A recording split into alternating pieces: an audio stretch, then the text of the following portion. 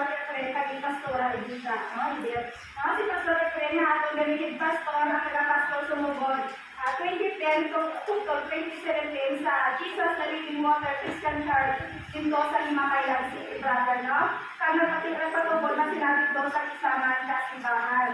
Para bukod ni Pastor Efren, si Pastor Alidet, nilang napaminsara na nilang mga pamilya at ibang mga pasyente talagsabing lang mga kalapit sa simbahan, no? Sa rason niya wala sa pinagpipin. Kaya nagplano silang ano-ari ko masugod ka sa isang house church sa Kalanggaan. Kasi lagi ka mamuyuan kung pakamayungon sa Diyos. Pagkaligan sa pinakapulan, matapos ang nila pamamuyo, nagsugod na sila sa tumakas sa mga instrumento para ganito sa music ministry. Kasi sinasa personal na nagwala sa kasabit nga ang kasawa, no? Kahit sa nagsugod sila pahibalo sa tanan ng mga pasyente at mga halian sa Hulyo 16 to 2017, may muna nga sa next service na pagkalimatong sa sininga lugar, dira sa balay. Kahit ang muna nag-attend sa among worship service, 32 ka adult, kagpulo ka mga kabataan, no? Medyo magutok daw ang sitwasyon nila sa balay, kaya nakita naman na gamay lang nila ang space, no? Tapos kulang pa ang sa tulungkuhan. Gani ang hinimo nila, bakal sila ang pinalakabilo ng mga bangko, tapos ang supa na mo nila sa sulod, ibutang sa likod para magamit ni hapon. Tapos sinuluwanin sa muna, tungkol nga gina-wheelchair ang sa, pinapasaya sa kitaan, nagpapungko, pag nagalaw-lahaw, nagpapangati. Wala siya nakasulod-susulod sa balay para mahapon sa kalay, no? Kahit ang nalagyaran ang iba, hindi na kita makasulod, ikagupot na sa sulod sa balay, hindi na halos mga giyon, no? Kaya ang ginino, ang mga ginpagubaan ng vision sa sala, sa balkon. Kaya ginagta na lang para maligwa gamay. Tinatin mo, isa na ito, matapos ang patumpisa ng isang service sa mga pinipigil na nagpaguba na nilang partition. Tungkol sila ang mga youthman, wala pag-iit makakibalo sa mga Christian songs. Isalo po lang sila sa gusto nga tuno, pero sa gihapon, nagpagamit sa Ginoo, no? Nagmatumato lang sila practice na wala sa may nag-mentor sa ila. Sa ako, ang Ginoo, ni Pastor Efren na mag-guide sa ila, pero ang kaya ko lang imuhon, ipunong sila kang sa pagkakison, atakan sa nila kang tahon, pagpamatihan sa ila para mapamiliarize nila. Pero wala ko sa matundok sa ila in terms ng pagkanta, kaya hindi ko yung madalo pagkanta. In fact, doon halos ipamudyo, kulang nga mga kabataan, ipang-katan, ipang-kitsabi ko ang malaga, ikaw makanta pa, ikaw makanta pa. Naku mga hubin-hubin, pag ina sa ila, so na, kali sinabi na muna mga muna worship leader, tapos sila ng mga kabataan, sila ng tatakan ni Tala, 8 years old pa lang that time, no? Ang naistoryahan ng Pastor Efren, kasi Pastor Alidet nga, ilang natagyagan ang hindi komportable na sitwasyon sa mga sumilimbagan ni nag-pray sila sa Ginoo, nga i-guide sila kung ano ang nila inuon. Ang nagsabat ang Ginoo, patindog ka sa isa kagawin na nanging komportable kamutanan. Nagsilid si Pastor Efren, wala kami isang dako na budget. Nagsabat si Lord siya, wala kami budget, pero may kwarta ka. Ang muna ang gasto ka. Nagsilid si Pastor Efren, si Lord, paano na lang ang among kalamukitan? Nagsabat si Lord, wala kang salig sa akon. Sino ba lang ang naghatag sa inyong kwarta? Nagsabat si Pastor Efren, okay Lord, magpatindog kami sa gamay kagilin para sa imo, Himaya. Sa nagsugod na plano kang mag-desisyon, kasi December 2020, nagsugod na mag-amat pa-deliver sa mga materials. Nag-approach si Pastor Efren kanino Thompson na kung pwede mabuligan niya ang paggawa sa building permit. Nag-ulit siya na mahatag siya sa 15,000. Pag-idugangan na ni Pastor Efren, kaya ang building permit is 18,000. Hindi pa iyo lang sa iya, sa iya nido, kaya ang matuod niya bayad sa building permit is 25,000.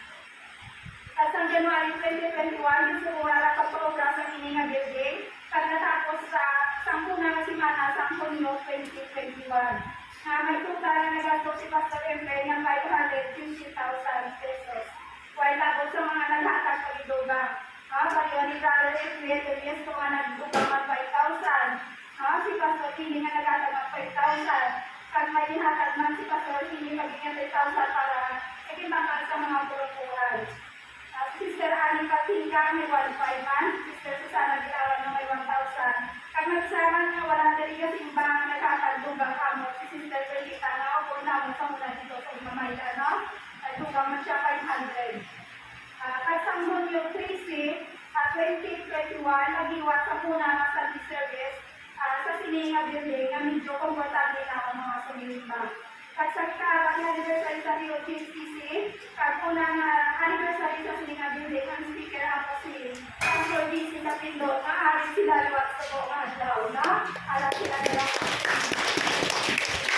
Kag sa September 2021, ang City of Imamayla Alliance of Pastors for Moral and Recovery Program or CHAP MRP, naghiwag sa Pila Quarterly Fellowship Day na may katamuon nga 50 ka mga pastors kagang bisita mo si Mayor Raymond Locson.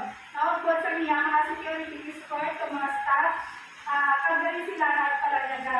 Kasi history sa CHAP MRP sa tulog sa Pila Katuig, paghiwag sa Quarterly Fellowship, dahil ang si Mayor Thompson nakapanyaga, no? Kasi iba niya video, kadahan ko lang siya, pero wala siya nakatingin na wala siya nakapanyaga, kaya nalakatan siya dahil, no? Tapos niya skip, napulit na sa dahil.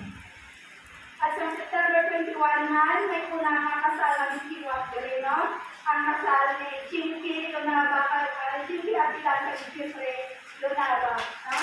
Pinakakaunang nakahanap ko po diri. Kapag nag-appreciate ang si Pastor Hira Sumagaysay, ang pastor sa Karajuhan Baptist Church.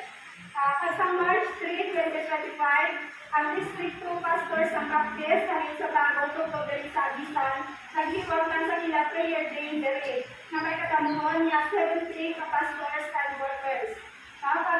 Kasang April 2025, may hiwag man ng Operation Christmas Drive na amuang pagpahatag sa mga gifts sa mga kabataan na nakaligay sa mga sponsors sa US.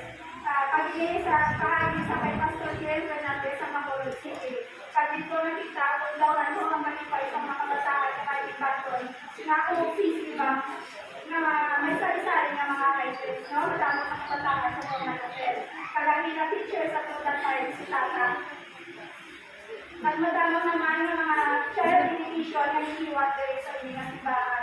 Wala tapos sa mga universal, harap ng mga non-member na nagpaligay sa ilang mga kabataan dahil sa simbahan.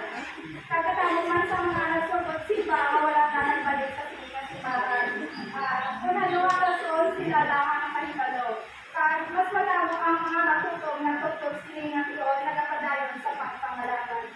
Subong man sa ngayon, may harap tayo na nagtamo-tamo sila, almost putok sila dali sa stage, no? Pero kilala na sila kapilo na kalipin. Sa kaluoy kagrasya sa Diyos, isa niya pulos-pulos sila pinapadalaan sa mga pagkitaw, pero sa ihapon, hari sila buong yapon, no? Pero kung nag-aabot yun, managtay na, nag-aabot yun managtay, na tatlo na lang atong nagkakala nilere. Pero sa ihapon, kung kalamito ka sa Diyos, uyukon na ka sa mali. Amen? Madamo naman sa nagpalapit na bago na mga miyembro nga gusto mga siguro sa kaluwasan sa ilang mga halal. And praise God na nagbago ng kamukay Jesus bilang ating Diyos sa pagluwas.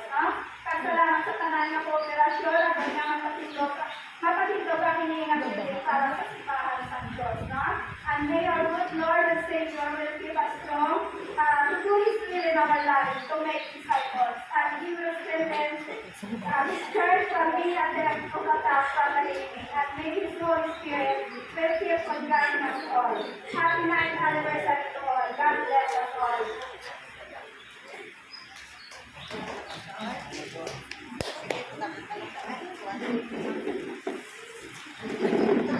No.